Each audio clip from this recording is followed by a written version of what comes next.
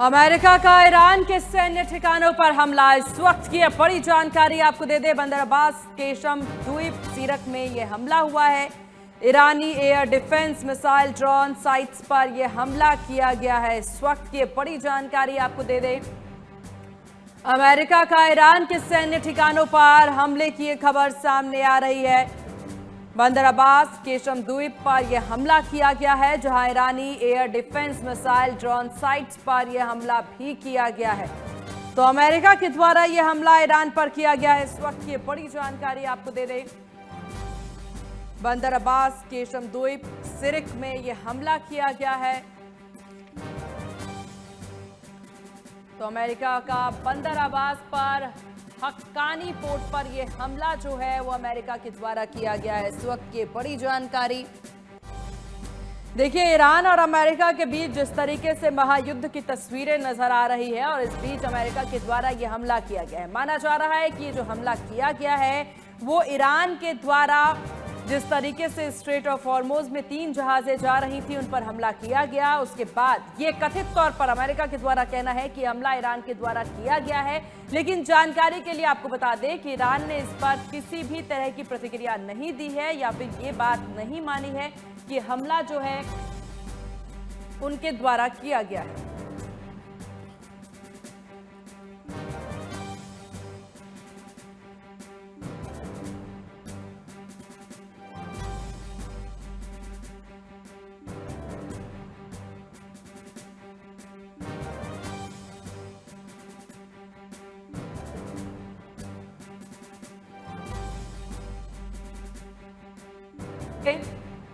America हमलों पर Iran का बड़ा बयान इस बीच सामने आया है। कोई भी कदम उठाने के लिए ईरान तैयार है। अमेरिका ने समझौते का उल्लंघन किया है, ईरान के द्वारा कहना है। बता दें कि अंतरिम तरह से युद्ध पर रोक लगाने की बात जो है अमेरिका और ईरान के बीच में सहमति बनी थी, लेकिन अब वो सहमति का भी कोई यहाँ पर मतलब समझ नहीं आ रहा है, क्योंकि अमेरिका के द्वारा हमला कर दिया गया है। लेकिन अमेरिका के द्वारा ये बात भी कही गई है कि ये हमला जो हुआ है वो हुआ है क्योंकि ईरान ने पहले नियम तोड़ा है।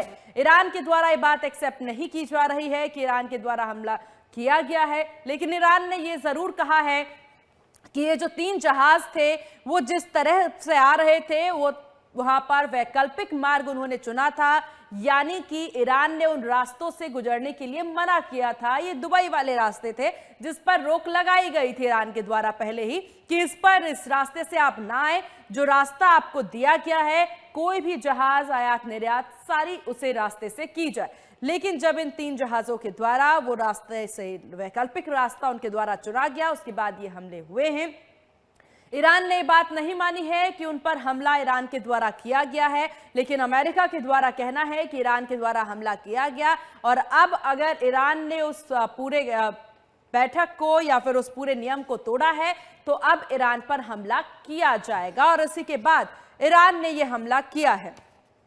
इसी विषय पर चर्चा के लिए हमारे साथ प्रोफेसर मनोज कुमार विदेश मामलों के जानकार बने हुए हैं और हमारे साथ कर्नल रिटायर उमंग कोहली जी रक्षा विशेषज्ञ बने हुए हैं। आप दोनों का बहुत स्वागत है MH1 न्यूज पर। चलिए एक एक करके शुरुआत कर लेते हैं। पहले कर्नल साहब आप ही के पास आएंगे। जिस तरीके से ये हमला अमेरिका के द्वारा अब ईरान पर कर दिया गया है, कहीं ना कहीं दोनों के बीच में ये सहमति बनी थी कि हमला नहीं किया जाएगा, युद्ध पर हम रोक लगा करके रखेंगे, लेकिन उसके बाद अब किसी भी तरह के नियम का कोई भी मानना यहां पर नजर ही नहीं आ रहा है। कैसे देख रहे हैं आप इसे? जो इस्लामाबाद MOU हुआ था, उस इस्लामाबाद MOU के अंदर पहले ही शुरू से मैंने कहा है कि संशय बने हुआ था। इसके सक्सेसफुल होने के और 60 दिन बाद तो बिल्कुल ही सक्सेसफुल होने के बहुत ही कम चांसेस थे। उसके कई कारण थे, कई इश्यूज थे जो हर तरफ जो दोनों तरफ नजर आ रहे थे। एक तो कोई चेक्स एंड बैलेंसेस नहीं थे कि पैसा जो वापस मिलेगा ईरान को, उसकी वो और मिसाइल्स नहीं बनाएगा। दूसरा, दोनों ही साइड्स विक्ट्री क्लेम कर रही थी। तीसरा, इजराइल इसके अंदर बिल्कुल बाहर था MOU से और वो मेन प्रोटैगनिस्ट है, यानी कि मेन किरदार इजराइल ही है। तो इजराइल चाहता नहीं अंदर से कि पीस हो जाए। ईरान भी कहीं क्षुब्ध है, और जिस तरह का रिस्पांस मिला है खुमैनी के फ्यूनरल को, उनके हौसले बुलंद हैं। उनको लगता है कि रिजीम उनकी बिल्कुल सेफ है, और इसी के चलते दे वांट टू एक्सर्ट, वो और ज्यादा हार्मोस के ऊपर अपना वर्चस्व जताना चाहते हैं। वो सिचुएशन ग्राउंड के ऊपर चेंज कर देना चाहते हैं। वो चाहते हैं कि 60 दिन बाद सिर्फ उन्हीं का वर्चस्व हार्मोस के ऊपर रहे। वो चाहते हैं कि उनकी पावर एंड अथॉरिटी पूरे रीजन के अंदर बढ़े। ईरान चाहता है कि सऊदी अरेबिया, यूएई के से ज्यादा ईरान का वर्चस्व उस रीजन में रहे, उनकी वेल्थ बढ़े, उनका डिफेंस आउटपुट बढ़े, उनकी मिसाइल्स बढ़े, वो इजराइल को दबा पाए। ये ईरान चाहता है अंदर से। इसी के चलते ये एमओयू कभी भी सक्सेसफुल नहीं होना था, क्योंकि इसके अंदर होलिस्टिकली इसको कवर नहीं किया गया था। पाकिस्तान ने भी इसमें दोगला रोल प्ले किया था। अब इसके चलते अपना वर्चस्व दिखाने की कोशिश की है ईरान ने, और यूनाइटेड स्टेट्स ने दोबारा से उनको हिट किया है। यहाँ पर एक पॉइंट ये भी है कि अगर हम पूरे अभी के स्थितियों की बात करें, जिस तरीके से जहाजों पर हमले की बात सामने आ रही है, अमेरिका कह रहा है कि ईरान ने हमला किया। ईरान साफ इस बात पर किसी तरह की ईरान के द्वारा प्रतिक्रिया नहीं है, लेकिन वो मना भी नहीं कर रहे हैं कि हमारे द्वारा हमला नहीं किया गया है। तो अब इसको कैसे समझा जाए? क्या ये खुली चुनौती मान ली जाए ईरान के द्वारा? आज के टेक्निकल युद्ध के अंदर, जिसके अंदर सब कुछ पता चलता है कि कौन सी चीज कहां से आ रही है, जिसके अंदर सैटेलाइट्स इन्वॉल्व हैं, जीपीएस सिस्टम्स इन्वॉल्व हैं, जब एक मिसाइल या ड्रोन लॉन्च की जाती है उसका पूरा ट्रैक किया जा सकता है। यूनाइटेड स्टेट्स ऑफ अमेरिका कोई इतनी छोटी पावर नहीं है कि उसको पता नहीं चलेगा कि कौन सी चीज कहां से आ रही है। आजकल तो मिडिल लेवल की जो पावर्स हैं उनको भी पता चल जाता है कि कौन सी चीज कहां से फायर किया गया है, उसका जो है जीपीएस ट्रैक क्या है, किस प्लेटफॉर्म से वो लॉन्च की गई हैं। इनफैक्ट यूनाइटेड स्टेट्स के पास ये कैपेबिलिटी है कि जिस भी प्लेटफॉर्म से कोई मिसाइल लॉन्च की जाती है, वो उसको कुछ ही मिनटों के अंदर या सेकंडों के अंदर उसी प्लेटफॉर्म के ऊपर हिट करते हैं वापस। ये कह देना ईरान का कि नहीं हमने फायर नहीं किया है, ये पॉसिबल नहीं है, अनलेस ये डिसेप्शन वॉरफेयर हो रहा है और ये प्रोजेक्शन वॉरफेयर हो रहा है, और अनलेस इसके अंदर कुछ इस तरह के एलिमेंट्स इन्वॉल्व हैं जो ईरान को बैड लाइट में डालना चाहते हैं। मुझे नहीं लगता ऐसा कुछ हो रहा है। ईरान के द्वारा ही हिट किया गया है। ईरान के अंदर उनके एस्टेब्लिशमेंट की मर्जी से किया गया है कि उनके रोग एलिमेंट्स ने आर्मी के अंदर, आईआरजीसी के अंदर किया है, ये कहना मुश्किल है। हाउएवर हुआ ईरान की सॉइल से ही है हिट, और उन्होंने क्यों किया है हिट उसका भी मैंने क्लियरली आपको बता दिया है कि वो चाहते हैं कि उनका वर्चस्व हार्मूज के ऊपर पूरा हो जाए। अच्छा, और वो 60 दिन की बिल्कुल आएंगे सर, आपके पास आएंगे। एक रिएक्शन ले लेते हैं हम यहाँ पर प्रोफेसर मनोज से भी। प्रोफेसर मनोज, अगर आप यहाँ पर देखें अमेरिका, ईरान और बीच में स्ट्रेट ऑफ हॉर्मोज, कैसे देख रहे हैं आप इसे? देखिए सीमा जी, सबसे पहले तो हमें समझना होगा कि जो युद्ध की जो शुरुआत हुई थी उसके कारण क्या थे, और शायद अगर उस 40 दिन के युद्ध को आप देख लीजिए तो जिस प्रकार से अमेरिका और इजराइल ने मिलकर ईरान के जितने भी इंपॉर्टेंट जो प्लेसेस थे उसको एक तरीके से डिस्ट्रॉय किया, और मिलिट्री रूप से एक तरीके से अमेरिका और इजराइल ने बढ़त बना के रखी।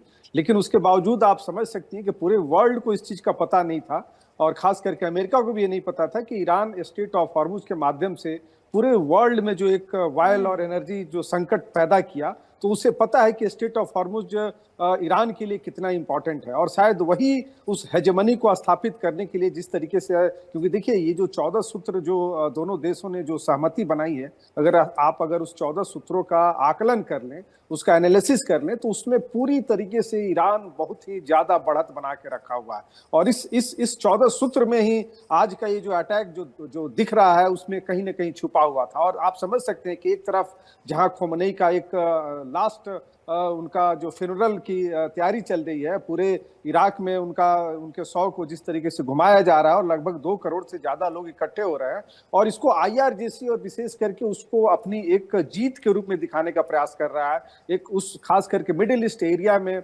अपने आप को एक सुपर पावर के रूप में उभारते हुए दिखाने की कोशिश कर रहा है। और कहीं न कहीं इस पूरे घटनाक्रम को अगर आप देख सकती हैं, 17 जून को इन दोनों देशों के बीच में जो एमओयू हुआ, उसके बाद से जिस तरीके से अमेरिका और ट्रंप पूरे वर्ल्ड में जिस तरीके से इनका क्रिटिसाइज होना शुरू हुआ और इवेंट डोमेस्टिक लेवल पे गिरते चले गए, और उसमें ईरान ने जिस तरीके से एक जो गलती की है, क्योंकि देखिए दोनों देशों के बीच में ट्रस्ट की बहुत कमी है, और कोई भी एमओयू जब होता है, जब 2 देश युद्ध से शांति की तरफ जाते हैं, तो ट्रस्ट का बनना बहुत जरूरी है। और आप इसीलिए अंदाजा लगा सकते हैं कि 60 डे का जो विंडो इन लोगों ने आपस में तय किया, आप देखिए आते आते आज यहाँ तक पहुंच गए। और ऑब्वियस है कि ईरान ने चूंकि एक रास्ता तय कर रखा है कि स्ट्रेट ऑफ हॉर्मुज, इसी रास्ते से कोई भी जहाज आएगा और जाएगा, और उससे जो भी इधर उधर कोई जाएगा उस पर अटैक करेगा। तो और कतर ने भी इस चीज को एक्सेप्ट कर लिया कि ईरान के IRGC ने इस पे अटैक किया, और शायद इसीलिए अमेरिका को ये मौका मिल गया, क्योंकि वो जिस तरीके से इस चीज को देख रहा था कि स्टेट ऑफ हॉर्मुज पे ईरान जो एक अपने जो डीलिंग जो उन लोगों के MOU में जो बात हुई वो कहीं ना कहीं उससे डिफर हो रहा है, और शायद इसीलिए अमेरिका ने लगभग उसके 80 जगह पे जो अटैक किया है। और मुझे लगता है कि आप देखिए ये एक तरीके से पूरी तरीके से विफल होते हुए दिख रहा है MOU, क्योंकि देखिए ईरान इस शांति वार्ता में आने के पीछे उसके 3 कारण थे। जो सबसे पहला कारण था कि स्टेट ऑफ हॉर्मुज पे कंट्रोल, उसके एसेट जो सीज हुए हैं वो मिल जाए, और तीसरा उसको लाइसेंस मिलना था कि वो अपना तेल बेच सके। और आप देखिए अभी न्यूज आ रहे हैं कि अमेरिका ने उसके जो तेल बेचने का जो लाइसेंस था उसको भी रद्द कर दिया। तो मुझे लगता है कि अब ये फिर से युद्ध एक तरीके से उसका शुरुआत हो चुका है। और देखिए उधर इजराइल भी साउथ लेबनान पे अटैक करना शुरू कर दिया, तो इसे हमें इग्नोर नहीं कर सकते हैं। जी ठीक है, आएंगे कर्नल साहब, क्योंकि अमेरिका को भी ये उम्मीद, अमेरिका ने भी ये सोच रखा था शुरुआत की अगर बात की जाए, और बहुत से जानकारों का भी मानना था कि अमेरिका के आगे ईरान कितना दिन ही टिक पाएगा। लेकिन IRGC की मदद से ईरान जो है काफी लंबे समय तक युद्ध में एकदम अग्रसर नजर आ रहा है। अभी तक अगर देखें तो ईरान झुकने को तैयार नहीं, पीछे हटने को तैयार नहीं। ईरान के द्वारा कहना है कि ये अब वर्चस्व की लड़ाई नहीं है, हमारे अस्तित्व की लड़ाई है, और इसलिए हम इस लड़ाई को लड़ेंगे। लेकिन स्ट्रेट ऑफ हॉर्मुज, अब उसकी वजह से जो नुकसान दुनिया भर में हर देश को हो रहा है, वो नुकसान की भरपाई कैसे होगी? एक रास्ता दिया गया, उस रास्ते पर ईरान ने कहा कि आप यहां से आयात निर्यात करें, अब उस रास्ते को भी ईरान बंद करने की बात कह रहे हैं। तो ऐसे कैसे चल पाएगा सब? जी, आपने बिल्कुल ठीक कहा है, लेकिन इसके पीछे और विश्व की शक्तियां भी हैं। चीन और रूस ईरान के साथ खड़े हैं। चीन और रूस ने ईरान को टेक्नोलॉजिकल हेल्प और बाकी भी मिलिट्री हेल्प प्रोवाइड की है। उनको पता है ईरान को कि उनके पीछे विश्व की 2 और शक्तियां पर्टिकुलरली चाइना और रूस खड़े हैं। उन्होंने ना केवल उनको जो है मॉरल सपोर्ट दी है, बट ऑल्सो मिलिट्री सपोर्ट भी प्रोवाइड की है। जब उपराष्ट्रपति रशिया के खुमैनी के फ्यूनरल में जाते हैं, उन्होंने ये स्टेटमेंट क्लियरली बताई है कि हम इस लड़ाई के अंदर न्यूट्रल नहीं हैं, हम ईरान के साथ हैं। उन्होंने ये स्टेटमेंट दी है। इससे ईरान के हौसले और ज्यादा बुलंद हुए। जब हॉर्मुज बंद होता है तो उसका फायदा रूस और चीन को दोनों को होता है। रूस और चीन को इसलिए होता है क्योंकि चीन के लिए वो एक्सक्लूसिवली खोल दिया जाता है, और रूस को इसलिए होता है क्योंकि तेल को वो दूसरी दुनिया को दे सकता है, अपना तेल जो है वो दे सकता है। रूस को और चीन को इस तरह से भी फायदा होता है कि दुनिया का ध्यान जब ईरान की तरफ जाता है तो उनका ध्यान यूक्रेन से और ताइवान से हटता है। तो इसलिए उन दोनों का भी रोल इसके अंदर है। हाउएवर, ये अल्टीमेटली MOU दोबारा से करना पड़ेगा। इसके अंदर दूसरे जो है यार्डस्टिक्स अपनाने पड़ेंगे। इसके अंदर एक मोर न्यूट्रल मॉडरेटर को लाना पड़ेगा, और उसके बाद ही कुछ इसका कंक्लूजन ये जो कर्नल साहब, ये जो हमला किया गया है ईरान के द्वारा इन 3 जहाजों पर, तो क्या समझा जा सकता है? ईरान एक संदेश देने की कोशिश कर रहा है कि जो नियम उन्होंने बनाए हैं उस नियम से परे अगर आप चलेंगे तो उसका खामियाजा आपको भुगतना पड़ेगा।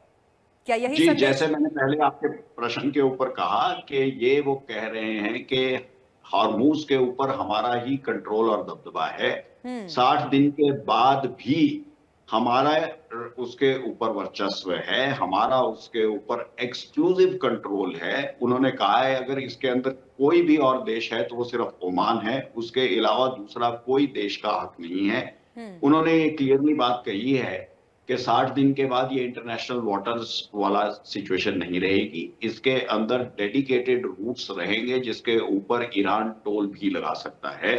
वो कुछ कंट्रीज को एक्सक्यूज कर सकता है, कुछ को नहीं एक्सक्यूज करेगा।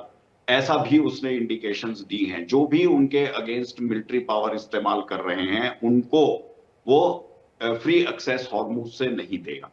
बात अब सारी की सारी यहीं पर ही अड़ी हुई है, हॉर्मुज के ऊपर अड़ी हुई है। न्यूक्लियर डील से भी, न्यूक्लियर एस्केलेशन के ऊपर ईरान ने अपना हाथ पीछे खींच लिया और उन्होंने कहा है कि हम एस्केलेशन नहीं करेंगे, हम जो है एनरिचमेंट, यूरेनियम एनरिचमेंट नहीं करेंगे।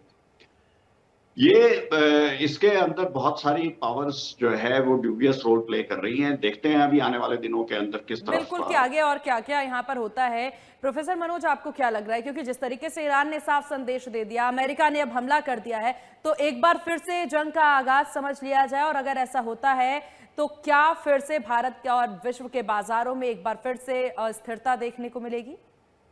बिल्कुल बिल्कुल। देखिए, अभी सिर्फ इस स्टेटमेंट आने से आप देख सकती हैं कि जब से ईरान के तेल बेचने के लाइसेंस को जैसे ही अमेरिका ने रद्द किया, तो आप देख सकते हैं कि वर्ल्ड मार्केट में जो क्रूड ऑयल है उसकी कीमत लगभग 3% से ज्यादा हाइप हो चुके हैं। और जिस तरीके से अभी ये स्थिति जो बिगड़ते हुए दिख रही है, ऐसा लग नहीं रहा है कि अब ये मामला शांति की तरफ जाएगा। और आप देखिए, आज पूरे वर्ल्ड में अगर हम 4 महाशक्तियों को अगर जब हम देखते हैं, एक तरफ अमेरिका है, चाइना है, रसिया है, भारत है, इस तरीके के देशों को, तो आप देख सकते हैं कि इस 4-5 महीने के इस युद्ध में इन हर देश का क्या अप्रोच है। जैसा अभी हमारे पूर्व वक्ता ने जैसे बताया कि चाइना और रसिया इसमें बिल्कुल अंदर से ईरान के साथ खड़े हुए हैं। और आप इसी से अंदाजा लगा सकते हैं कि ट्रंप जिस तरीके से अपनी नीतियों के चलते पूरे अमेरिका को उन्होंने जो एक्सपोज किया है, और शायद उसी लिगेसी को मेंटेन करने के लिए उन्हें फिर से रीथिंक करना पड़ रहा है। और शायद ये जो स्थिति है, क्योंकि स्ट्रेट ऑफ हॉर्मुज पे ईरान का, क्योंकि आप देखिए युद्ध शुरू होने के पहले स्ट्रेट ऑफ हॉर्मुज तो ओपन था,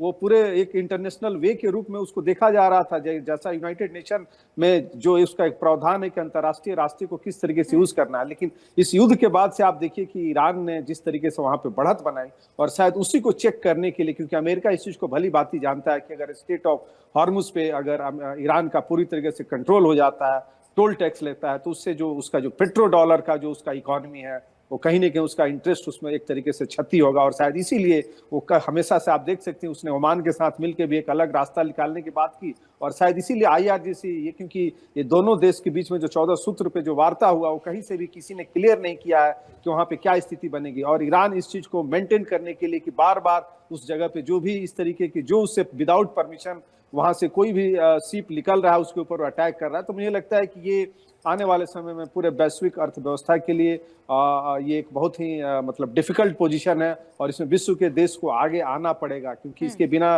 मुझे नहीं लगता है कि वहां पे कोई भी शांति समझौता होते हुए दिख रही है। क्योंकि सबसे जो इम्पोर्टेंट कारण ये है, क्योंकि देखिए 2 देश तो लड़ते हैं, लेकिन उन दोनों देशों के पीछे बहुत सारी ताकतें काम करती हैं। तो आप देख सकते हैं जिस प्रकार से रसिया यूक्रेन क्राइसिस में पिछले 4 साल से वहां पे युद्ध चल रहा है, लेकिन आज भी कोई रिजल्ट नहीं निकल के आया है। तो अगर ये युद्ध फिर से शुरू होता है, तो मुझे लगता है कि पूरे वैश्विक शांति व्यवस्था और अर्थव्यवस्था के लिए बड़ा ही एक तरीके से आप समझ सकते हैं कि एक विश्व पूरा आर्थिक मंदी की तरफ चला जाएगा। और उसमें एक चीज हमें समझना होगा कि जो कि इजराइल, जो हम सब जानते हैं कि this is the natural ally of America, और वो कभी दोनों एक दूसरे का साथ नहीं छोड़ सकते। और जिस तरीके से 14 सूत्र में इजराइल को बिल्कुल कॉर्नर किया गया, तो मुझे लगता है कि इन सब सारे चीजों को रिकरेक्शन करने का एक मौका इन्हें फिर से मिल रहा है। और इसमें अभी जिस तरीके से खोमेनी का जो एक आप समझ सकते हैं कि आज कल उनका खाके सुपुर्द होने की जो घटना है, और जिस तरीके से वहां पे जो पब्लिक सपोर्ट आया है, तो शायद इसीलिए ईरान भी कहीं ना कहीं IRGC इस चीज को भुनाना चाहता है, कैश करना चाहता है। और आप देख सकते हैं कि उसके लीडर्स के जो स्टेटमेंट्स आ रहे हैं, वो बिल्कुल एंटी अमेरिका स्टेटमेंट्स आ रहे हैं। वो अपने आप को एक विजेता के रूप में स्थापित करने का प्रयास कर रहा है। तो ये सब सारे कारण हैं जो कि अंतर्राष्ट्रीय राजनीति में बहुत इंपॉर्टेंट हो जाता है, क्योंकि परसेप्शन ऑलवेज मैटर। और खास करके मिडिल ईस्ट में जिस तरीके से अमेरिका का इंटरेस्ट है, जिस तरीके से गल्फ में आप ये भी देख सकते हैं कि जो सिया सुन्नी का जो डिबेट है, इसको भी आप इग्नोर नहीं कर सकती। तो कहीं ना कहीं ये सारी चीजों अभी कुल मिला के काफी सारी चीजें हैं। और समझने वाली बात यह है कि अभी इतनी मुश्किल से ही एक मंच पर, एक जगह पर दोनों बैठे थे दोनों देश, और उसके बाद MOU साइन हुआ, और अब वो MOU एक बार फिर से टूटता नजर आ रहा है।